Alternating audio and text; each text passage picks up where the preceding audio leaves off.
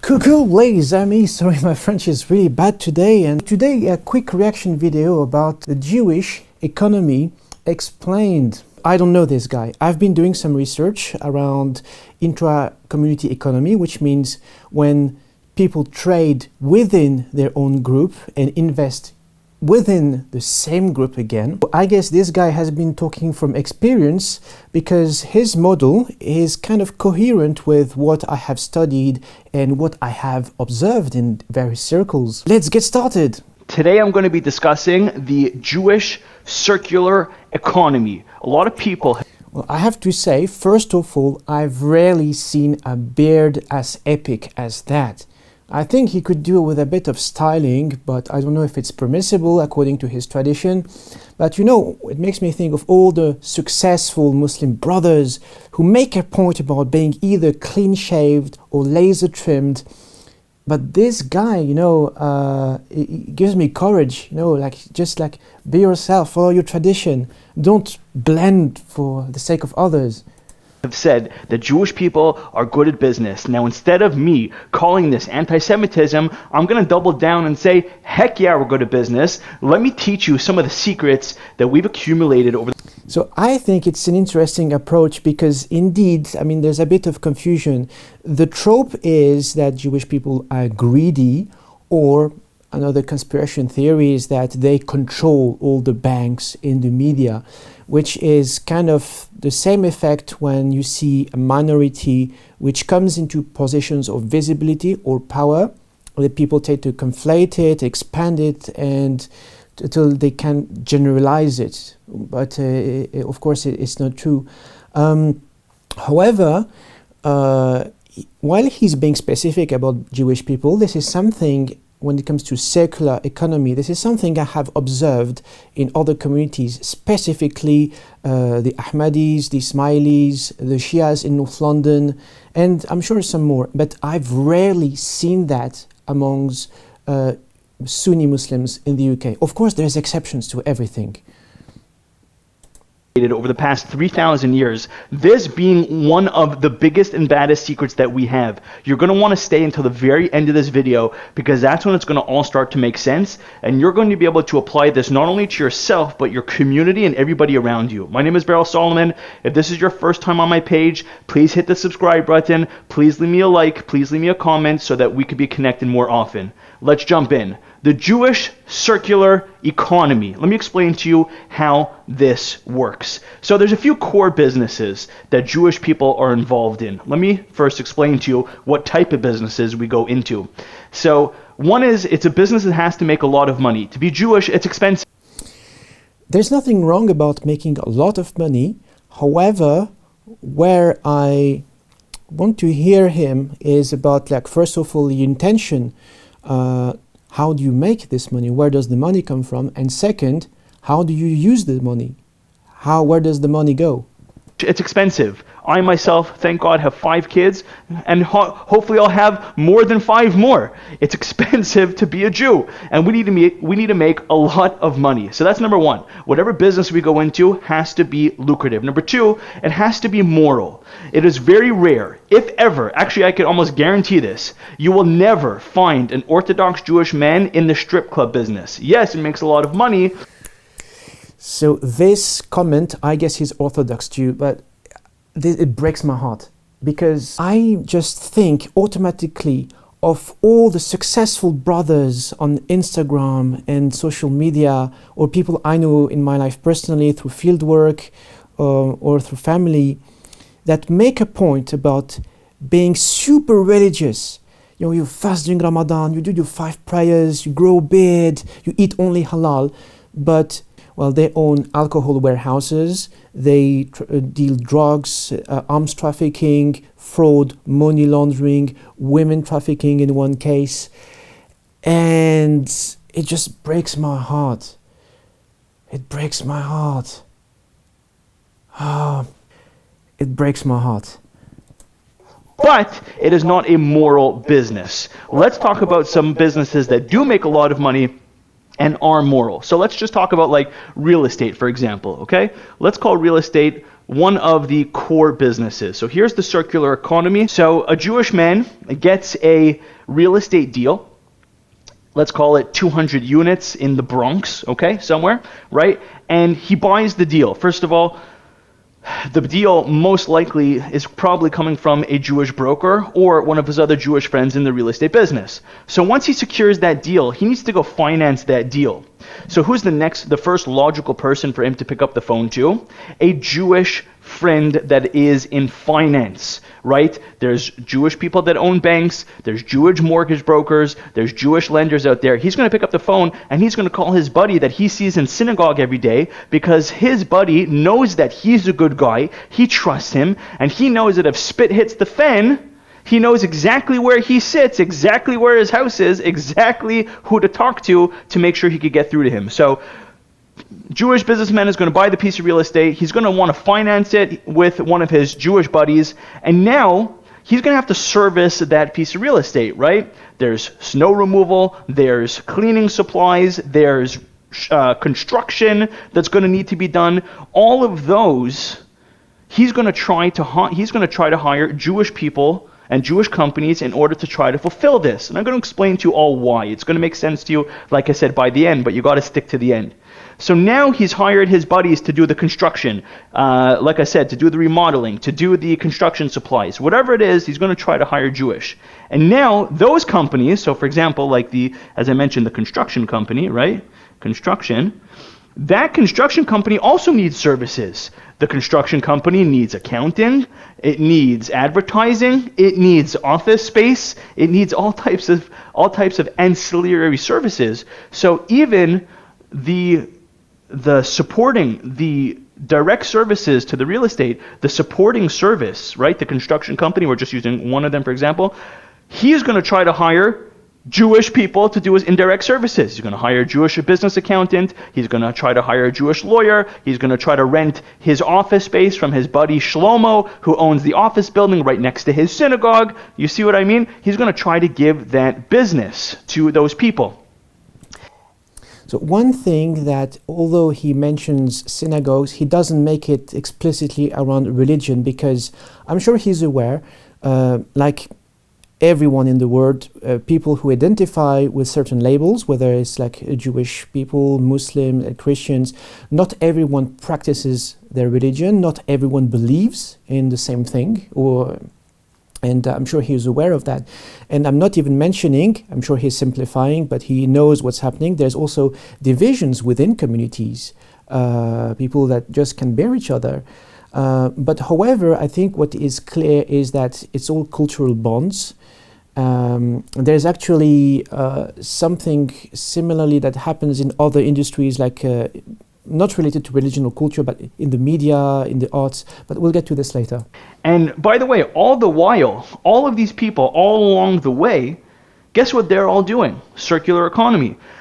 They're taking tithes, they're taking at least 10% of their earnings, of their profits, and they're pushing it down to charity.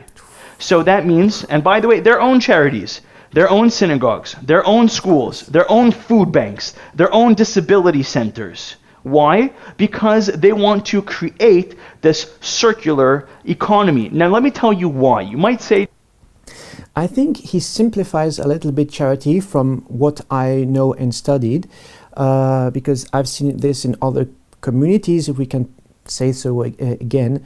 Because if you dig deeper, it's not only food banks, disability schools, and so on. People who work in the circular economy are going to invest also in education. They're going to invest in creative arts. They're going to invest in culture and heritage, in environmental projects, and so on and so on. So I'm sure some people may be sending money to abroad, but what I like in this model is that it stays local. You invest locally. You don't send your money miles and miles away. You invest to try to improve your own neighborhood, your own family, communities, and so on, the structures. If you look, for example, at what the Ismailis have done, it's very, very similar. You might be watching it this far, and you might say to yourself, How is it fair? Why is it okay that they can do this, that we can do this? First of all, not only is it okay, but you're going to understand why and how you could apply this to yourself and your community going forward. So let me give you some reasons why a circular economy is good for you. So number one is, this is probably and I think also these people are thinking long term. And this is super, super important. They don't think, again, in terms of financial returns. When they think investment, it doesn't have to bring them money back. It can be some other things. For example, if your kids grow to become filmmakers, actors, artists, writers, TV presenters, they're gonna represent your people and your culture on screen or in the media. If your kids grow to become, let's say, archivists, historians, and create museums and galleries to make your culture and your people visible, again, that's an investment. If your kids go to earn a PhD in not math and physics or engineering, but philosophy, psychology, social sciences, humanities, these guys are going to find groundbreaking solutions to the problems and maybe to like problems for the whole humanity. And this is an investment. The returns don't have to be financial. If you have people who are visible or in positions of power for your community, for your family and yourself, this is an investment. Arts is an investment. Education is one. Politics to some extent. But yeah, people basically think long term. The biggest one, trust. Everybody in this circle, okay? So that's interesting. Trust. If he has a problem with, let's say, let's say the real estate guy has a problem with the company that's supplying to him his supplies, his cleaning supplies for his building, and he has a dispute, right? So he ordered $10,000 worth of garbage bags. The garbage bags turned up faulty. Now they have a problem. So he knows, the real estate operator knows that if he has a problem with any of the people that he's doing business with, because they are Jewish, they have common friends, they have common rabbis, they have common associates, and they will be embarrassed to screw each other. They won't mess each other up because they go to synagogue with each other. They go to school, their kids go to school with each other. Right? So they're going to be very careful in order to treat each other with respect and dignity. So trust is the number one thing. Here's another thing. This is so beautiful. Trust. I'm all about trust and thick trust. If you followed my videos, look at what is thick trust, what I talk about and what I advocate in organizations and everyday life. But again, it breaks my heart because I immediately think of situations where people say, I don't trust him because he's a mochi. Do you know what is a mochi? Well, let me tell you, it is someone from the shoemaker caste. I'm not talking about class, race, or gender. It is something which is very specifically South Asian here in the UK. People exclude each other according to caste, which is, let's remind us, something which is an inheritance from Hinduism, and not exactly Hinduism. Experts will call me off on this. It's something also which has been installed by the British in India during the colonial period, these divisions according to caste. Or, I don't want to do business with him because he makes videos and videos are haram, he's an artist, it's haram, or he's got Western education, and these kind of arguments. Or in my case, well, I don't trust him because he's Polish. He's not like us. I've got a comment once where people say that, he's like these builders you hire to build your driveway and then run with the money. Because my parents are Polish, I cannot be a valid Muslim. Here, it breaks my heart how we are so divided that we cannot trust each other, and this for petty reasons. Because of skin color, someone's passport, and it breaks my heart. They think the same. Okay? A lot of times, I'll get on the phone with people from different cultures. I remember when I was the vice president of my college, and I remember people think different. We had somebody who represented the LGBT community. We had somebody who represented the African American community. We had somebody who represented the Chinese community in the school. We had the evangelical community. all of us came to the table, we were trying to make policies, and I remember we all thought very different. We all had different priorities. So they're creating this circular economy. Why? Because they think the same. And then number three, I think he is conflating something. It's not thinking the same, but he said priorities. It's maybe people who have the same priorities, he means, because again, you know, I don't think people who have different ways of thinking cannot collaborate. All of my friends, they think very, very differently. However, I think we agree on our vision of the world, our priorities in life, the meaning of our existence, and so on and so on. Because actually, you know, thinking the same, we can say, you know, a lot of Sunni Muslims in the UK, they think very similarly about, for example, the place of black Muslims in the community, the place of reverts in the community. And also many people don't have this circular economy way of thinking in mind, because back in the days the elders, they have committees, they had wonderful tools for economy. But here many people again think short-term financial returns. You know, the intention here is not to improve a community, is to improve their own lifestyle. For example, yeah, priorities in life is what? Getting an 8-bedroom house, getting a BMW, Mercedes, or a Lambo, or a G-Wagon, whatever, designer clothes, holidays in Dubai, to Thailand, to Cancun, in 5-star resorts. But when it comes to paying for a plane ticket to Umrah, oh, I don't have enough money, it's too expensive. Okay, yeah, thank you. Go, stay on a holiday in Cancun in your 5-star resort. Yeah, stay there. And don't come back ever. is because they're a big family. We are a big family.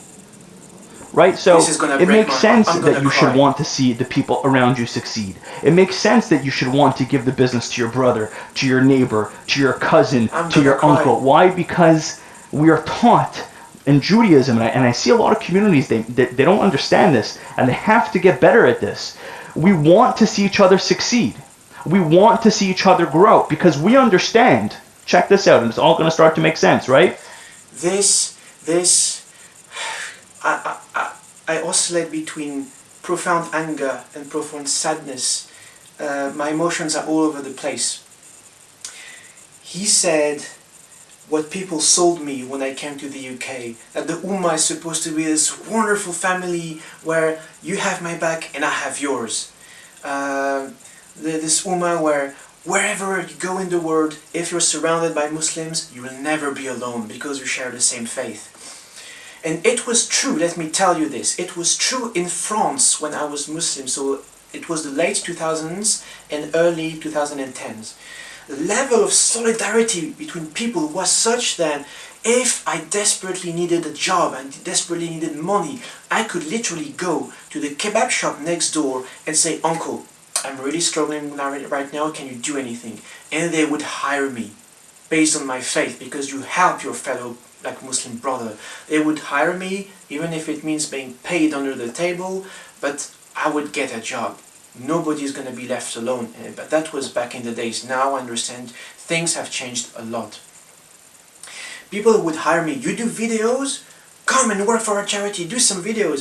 Or you do sociology. Help us improve our organization and our work culture. And when I came to the UK, it was literally, "Oh, you got a PhD in sociology. Oh, you're the wrong kind of doctor. I want a GP. If you're not a GP, that's nothing. Oh, your parents are Polish. You're a dirty immigrant," and these kind of things. "You're not like us. Oh, you pray 5 times a day. Oh, you're too intense." I got rejected once from an admin job for a charity because they thought that me praying 5 times a day was too intense. I just can't get around this. And so if we're family, then we're a big, huge, dysfunctional family. I'm sorry, but this idea of Ummah here in the UK, this is a scam. This is garbage. This is, no. It doesn't work it doesn't work. No, you're not gonna sell me this. Here in the UK, I've been treated much better by non-Muslims, by people who are at the margin of Muslim, who people like the Sunnis don't even think they're Muslim, the Shias, the Ahmadis, the Ismailis. I have no problem with them. They've always treated me as a valid human being. They respected my skills, my experience, and I have nothing bad to say against them. I'm sorry, I've embraced Islam in a Sunni family, and my family-in-law is still Sunni. I don't identify with any of these labels, but this is... if you reject someone for a job on the sole basis because he's Polish, or he's black, or whatever, or even for a job, I'm sorry, that's not an ummah. This is, I don't know, you're playing Battle Royale, or I don't know. If you reject people because of their caste, I've seen people rejected from job because of their caste, Muslims. So I'm sorry, if you tell me that you're Muslim and you're doing this, I don't want to have anything to do with you. Your Islam and your way of being Muslim, that's not me, that's not my family, that's not my people. I'm staying away from there. I told you to watch to the end. We understand that if we're all doing well, the excess flow of all this money gets pushed down back into the community charities. So when my neighbor, my Jewish neighbor does well, and he's making a lot of money, and he now is going to donate that money to my kid's school, right? Let's say that's one of his charities, right? He's going to donate that money to my kid's school. That's good for me. My kid's going to have new whiteboards, new blackboards. He's going to have new equipment, new gyms, new whatever it is. So I want to push money, and I want to push business towards people in my economy, in my community. Why? Because my community directly benefits, and when my community is doing good, I benefit from that doing good. So this is not unique, by the way, to the Jewish community. I don't care what sect you're from, I don't care what religion, what race, everybody could establish this circular community. I hope this brought you value. If it did, if you made it to this point, you're awesome. I love you. Smash that subscribe button, leave a like, hit a comment. I love you dearly. Thank you for being here. You could have been anywhere in the world, but you're here with your boy, Big B. God bless. Have a great day, and I'm looking forward to seeing your success. So I am speechless. I'm speechless because, well, first of all, I'm excited for this guy. I'm excited for them because it's basically a minority who has found a way to flourish, to stick together and flourish together. And the other way, as I mentioned, I'm looking at the situation of Muslims in the UK, and when I see the level of divisions, the level of abuse, the level of harm, the level of exclusion, exploitation, it like tears my heart apart. So let's do an exercise. Let's break down how things work in the Sunni Muslim community here in the UK. First of all, the first thing you're going to do is you're going to remove these arrows because it's not a secular economy, because everyone is doing business for themselves in their own corner. We have Muslim businessmen, Muslims working in finance, in banking. We have Muslim service providers, people who offer catering, food, cleaning services, and so on and so on. We have also people providing services for those who do services and products. But everyone is working for themselves, so it's a very individualistic economic model. Charity, don't get me started on this one. Apart from a very few exceptions, the charity sector, it looks like this. So first, you create a business.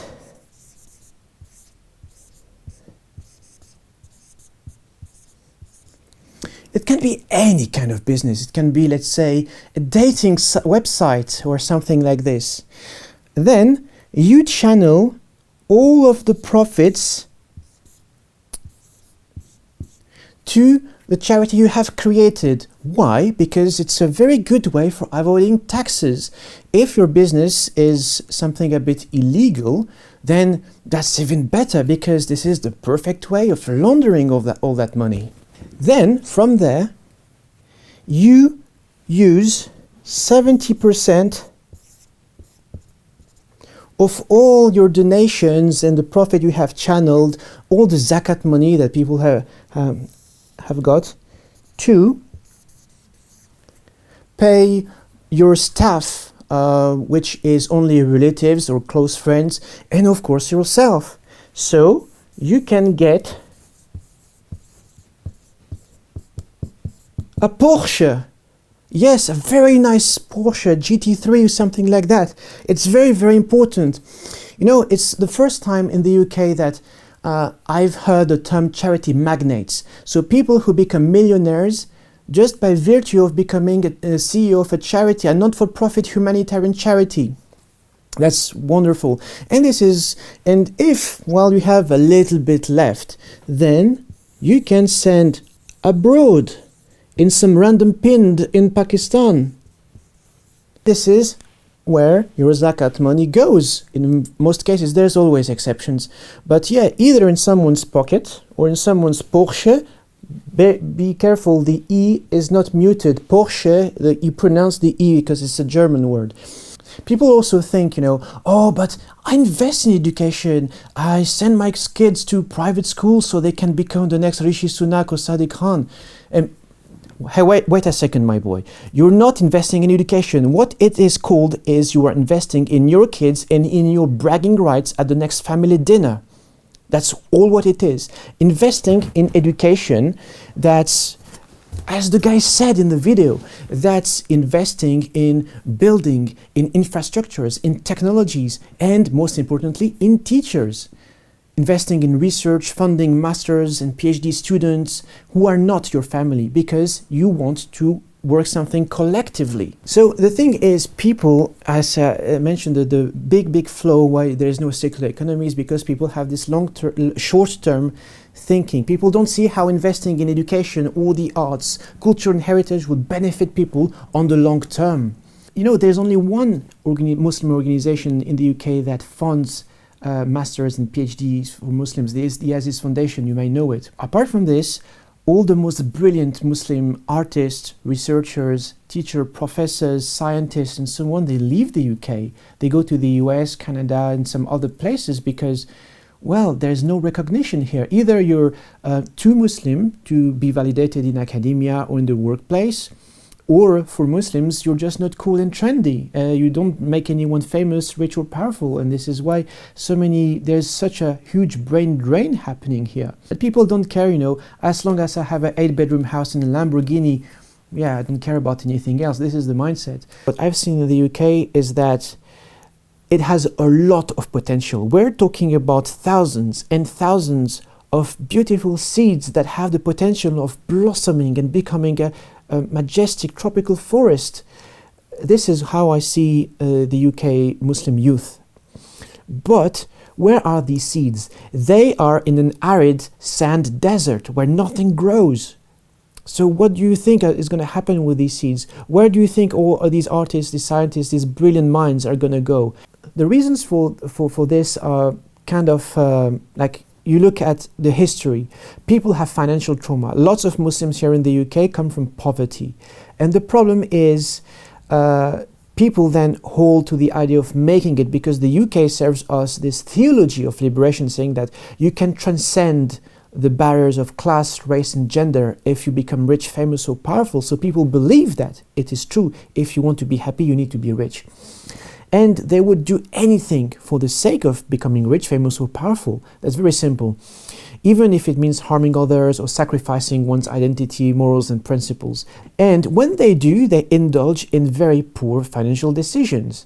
I've seen people dilapidating their life savings in one day by buying a Rolls Royce, £100,000 cash.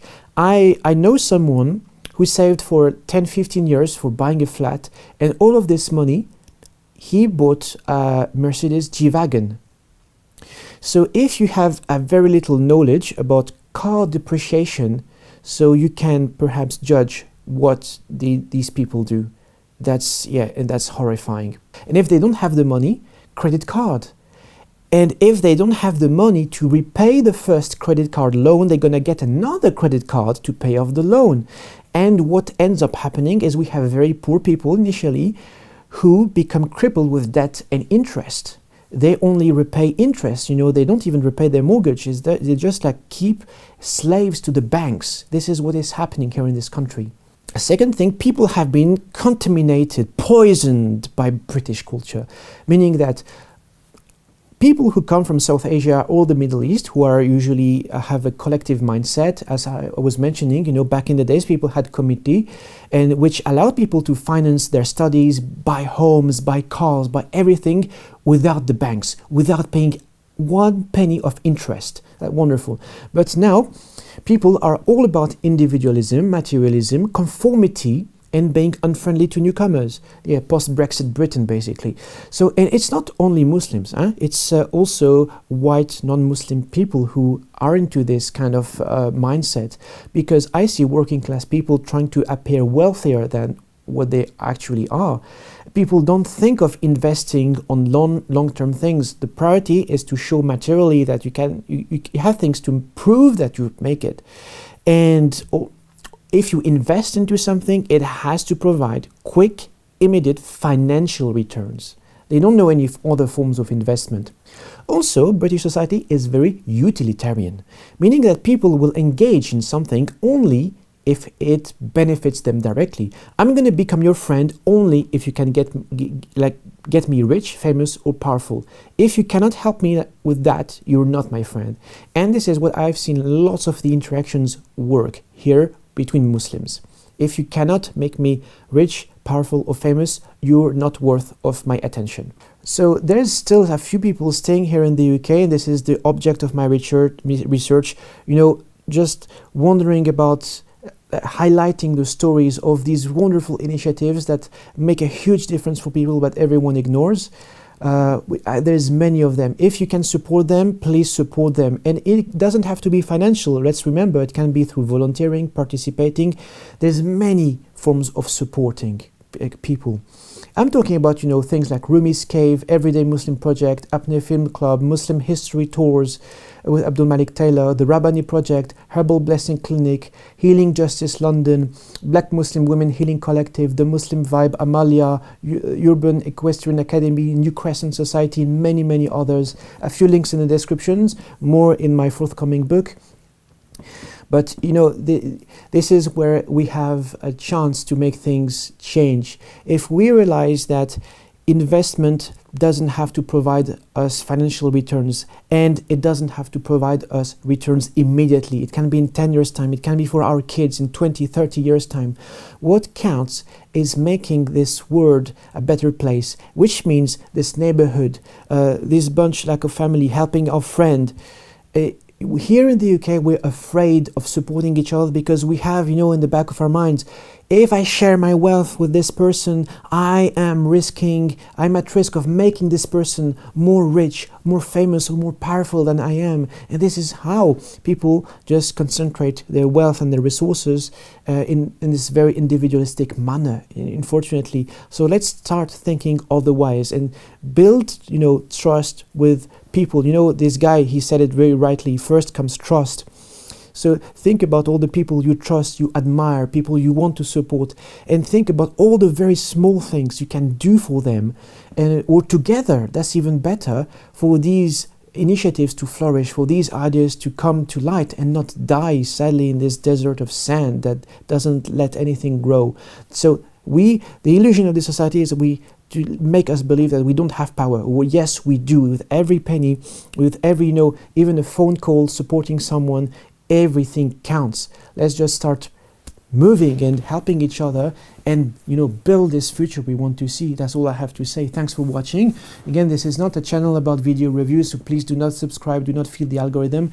And again, take care of each other, and until next time.